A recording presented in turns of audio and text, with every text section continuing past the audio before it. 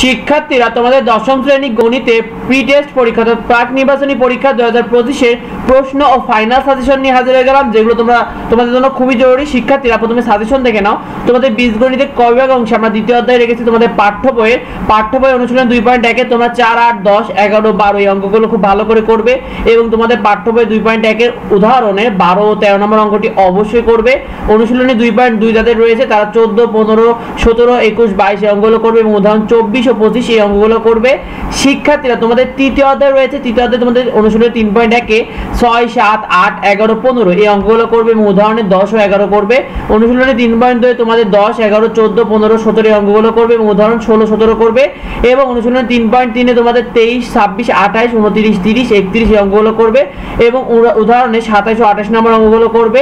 শিক্ষার্থীরা তোমাদের যাদের সপ্তম অধ্যায় রয়েছে, সপ্তম অধ্যায়ে তোমাদের জ্যামিতিক অংশতে 7.1-এ তোমাদের সম্পাদ্য 1, 2, 3 করবে এবং অনুশীলনী 7.2-এ তোমরা সম্পাদ্য 4, 5 করলেই তোমাদের জন্য যথেষ্ট। শিক্ষার্থীরা এরপর তোমাদের অষ্টম অধ্যায় রয়েছে, এখানে তোমাদের অনুশীলনী 8.1 তোমাদের উপপাদ্য 18, 19 করবে এবং 8.2 থাকলে তুমি কিন্তু উপপাদ্য 20 ও 21 এইগুলো খুব ভালো করে করবে, তাহলে ইনশাআল্লাহ জ্যামিতিক অংশ থেকে তোমার যে প্রশ্ন আসে তুমি কমন পাবে। শিক্ষার্থীরা তোমার ত্রিকোণমিতি ও পরিমিতি গ বিভাগ অংশে নবম অধ্যায়ে তোমাদের 9.1-এ 9, 10, 11, 12, 17, 19, 20, 23, 24 এই অঙ্কগুলো করবে এবং উদাহরণ 8, 9, 10 এই অঙ্কগুলো করবে এবং অনুশীলনী 9.2-এ তোমরা 17, 18, 19, 20, 21, 22, 23 এই অঙ্কগুলো করবে এবং উদাহরণ 13, 14 এই অঙ্কগুলো করলে তোমরা ইনশাআল্লাহ কমন পেয়ে যাবে। শিক্ষার্থীরা তোমাদের 16তম অধ্যায়ে রয়েছে পরিমিতিতে, এখানে তোমাদের 16.1-এ তোমরা 2, 4, 5, 7, 8, 10 এই অঙ্কগুলো করবে এবং উদাহরণ 6, 7 করবে এবং 16.2-এ তোমরা 9, 11, 13, 14, 15 এই অঙ্কগুলো করবে এবং উদাহরণ 16, 17 করলে তোমরা ইনশাআল্লাহ এখান থেকে কমন পেয়ে যাবে। শিক্ষার্থীরা তোমাদের পরিসংখ্যান রয়েছে ঘ বিভাগ 17তম অধ্যায়,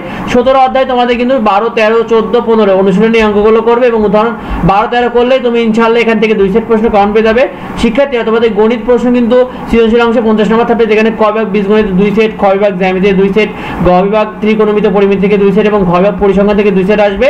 তো তোমাকে প্রতিটা বিভাগ থেকে ন্যূনতম 1 সেট করে করতে হবে, টোটাল 5 সেট প্রশ্ন উত্তর করতে হবে।